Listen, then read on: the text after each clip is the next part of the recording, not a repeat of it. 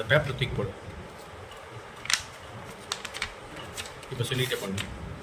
இந்த ஆஃப் பேப்பரை சொல்லு. ஆஃப் பேப்பராக மடிச்சுக்கணும். 2ஆக மடிச்சுக்கணும். இதை 4ஆக ஃபோல்ட் பண்ணணும்.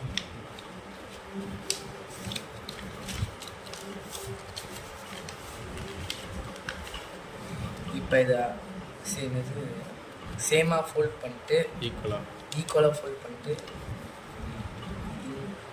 இந்த ஆப்போசிட் இப்படி டேர்ன் பண்ணி ஃபோல்ட் பண்ணிக்கணும். அப்புறம் இந்த டைரக்ஷன் இது எப்படி இருக்கோ அதே ஏற்ற மாதிரி இந்த டைரக்ஷன்லேயே ஒரு ஃபோல்ட் பண்ணிட்டு இந்த ரிமைனிங் பார்ட்டை கட் பண்ணிடணும்.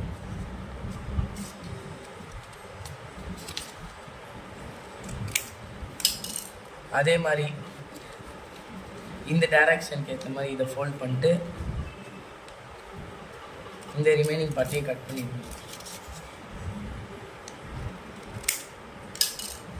இதை அப்படியே இந்த இடத்துல ஃபோல்ட் பண்ணிவிட்டு இது இப்படி ஃபோல்ட் பண்ணிட்டு 2 எடுத்துக்கணும். இது இப்படி கிராஸில் வச்சுட்டு எல்லாத்தையும் ஃபஸ்ட்டு இது வெளில எடுத்துடணும்.